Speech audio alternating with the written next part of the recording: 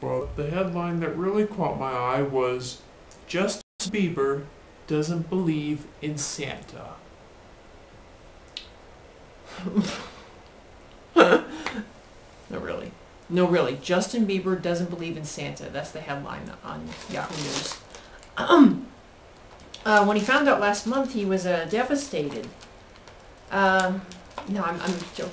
Really, the article is about Bieber's mother, Patty Millette, and how she chose to teach Justin that Santa doesn't exist when he was a kid. She always wanted to be straight up and honest, the article says.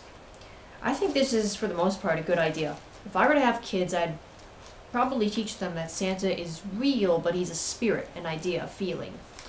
He represents something, like Frodo Baggins. I'm sure kids don't need to believe that they will see Frodo pop out from around the hillside in order to believe in adventure and heroism. So kids don't need to believe in an actual physical Santa in order to get the spirit of Christmas. To say that a parent has a right to teach their kids about Santa, well, that's debatable. Parental rights are not privileges, and they don't exist to better the life of or make happy the parent. They're the parent's duties to protect their child from objective harm. Not to dress their child in colors they like, force their religion on their child, make their kid believe or disbelieve in Santa, or any such idiocy. One question that happens when a parent tells their child Santa is real, and then one day the child finds out. One question many people have is, what happens when a parent tells their child Santa's real from the time he's like 0, and one day the kid finds out that Santa isn't real? This happened to someone I know. As a little boy, he had just moved into a new house, and he went to school, and some of these bullies walked over and just sneered at him. There was no Santa Claus. There's always a polite way to say things, and they were not polite. Even if a belief is really false, you bring the person off the belief gently, not cold turkey. And certainly not with a hateful attitude. Still though, why would you want your kid, why would you want to set your kid up for such a letdown by telling him Santa's real? Physically real. So many people remember learning that there's no Santa, and they're devastated, even as adults. You can see it in their eyes. Why put some kid through this? Something he's going to remember even when he's an adult. The kid I was talking about, the one I know, was understandably upset. His mother, sort of a free-thinking, new age, open-minded, sort of kindly but unsentimental, common-sense person. She kind of sat him down and explained, well, Santa isn't exactly real. Fine, good, okay. Not too much harm done. What does a father do? Well, the father's from one of those stereotypical, high-emotion, sappy, Mediterranean-type families. You know, like grandma's always screaming about something. And, he's got the most sentimental mother you could imagine. But nice people, though. Whole family, but just totally freaks out over every little thing. Emotions all over the place. Well, anyway, the father buys the kid and his sister this sparkly reindeer dust. And if you throw it out on the lawn, Santa will see your new house and know where you live, and will know where to bring presents. He also goes out and buys this real reindeer fur.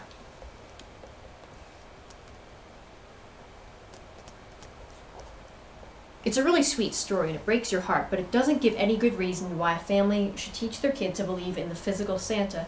In fact, there's a lot of evidence to say that you shouldn't do that. Also, to say that learning of reality is what caused the sour emotions is silly.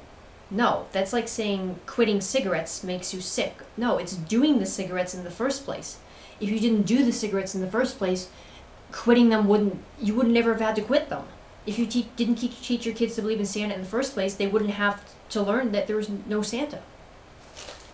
Another such silly excuse is that when you're a parent, you'll see. You'll teach your kids all about Santa. Fuck you.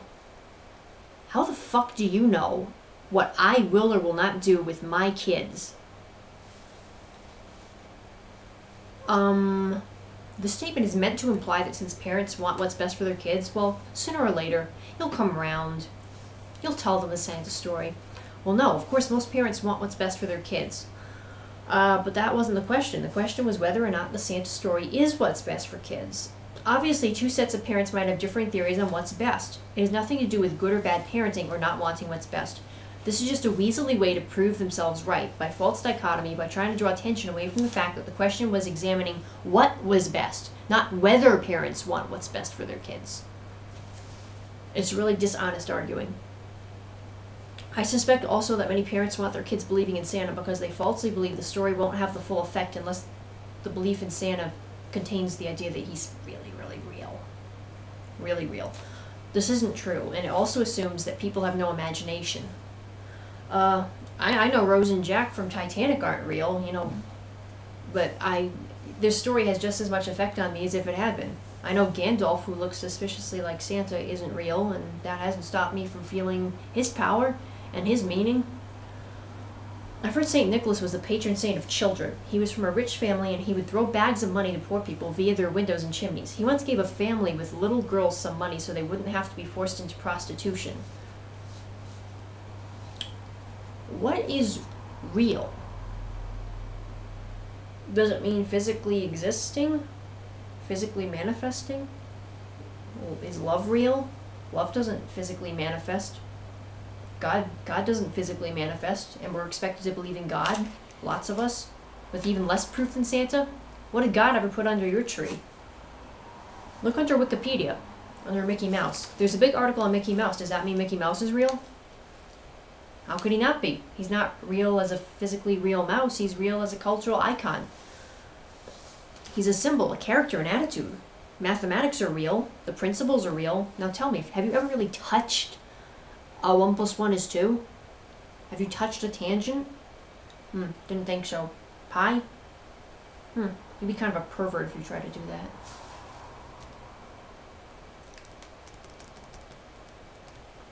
Think about this. If a larva can change into a butterfly, it isn't the same collection of molecules that it was before. Yet it still has the same electricity, has the same soul, it's the same bug, it's the same being, whatever you call it. Perhaps Santa is the same thing. He's still Santa whether or not he has a red suit and a beard. His spirit is there. That's the important part. In fact, to say something has to be physical at all to be real is extremely childish. Perhaps this is why parents think they need to tell kids he actually comes down the chimney. Maybe they think this is the only way kids will accept him. Child reality equals physical reality. That's kind of bull. When I was a kid, I understood spirits and the abstract world, and I could easily question Santa's reality without failing to believe in his spirit. I mean, something you can't see, you can't touch, only grown-ups know about, it gets kind of obvious. Still, many kids go on believing in the physical Santa out of sheer wish to, or heavy parental storytelling activity, or wish for presents. Who knows? Is Santa physically real? Perhaps ghosts are real. There have been more convincing stories on ghosts. There have been just as many convincing stories about ghosts being real as there are about Santa, even more. And come on, people, it's not the 19th century. I mean, we now know that linear thinking and physical sciences can't prove everything in the world. I mean, hell, we have the theory of relativity, for Pete's sake. Perhaps the ghost of St. Nick does come down the chimney every night. You never know. Perhaps we created the reality of Santa coming down our chimney, living at the North Pole, just by thinking it. You never know. To tell a child that a thing isn't real if it's not physical does something else as well. A child will end up wanting to force something to appear in reality because he believes it. He may end up thinking that something isn't real unless it manifests physically. He will attempt to force reality to conform to his beliefs, rather than the other way around. Hitler did things like this. He was very much stuck in this physical, theoretical sort of a question in his own psychology. He felt needed to force things to happen in reality for himself and others to accept that they were real. Hitler's an extreme example, of course, but you can see what type of harm this does to a sensitive child. He'll always feel a need for proof, that he has to make things conform to his fantasies. He has to make reality conform to what's going on inside his brain instead of the other way around, instead of harmonizing the two.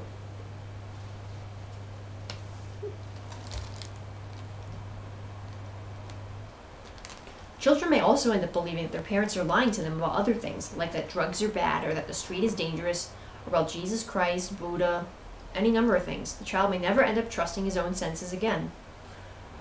The best thing we can do is to teach our children that Santa's like Frodo Baggins or Mickey Mouse, that he likely won't come down the chimney at night bringing gifts, and what a thing to teach poor children, but that he represents the spirit of Christmas. Too many kids believe in Santa because he'll give them gifts, not because he typifies the spirit of Christmas and wants us to enjoy life and help others enjoy theirs. Isn't it better than to teach kids about Santa the spirit rather than Santa the collection of molecules? Want to teach them the true meaning of Christmas?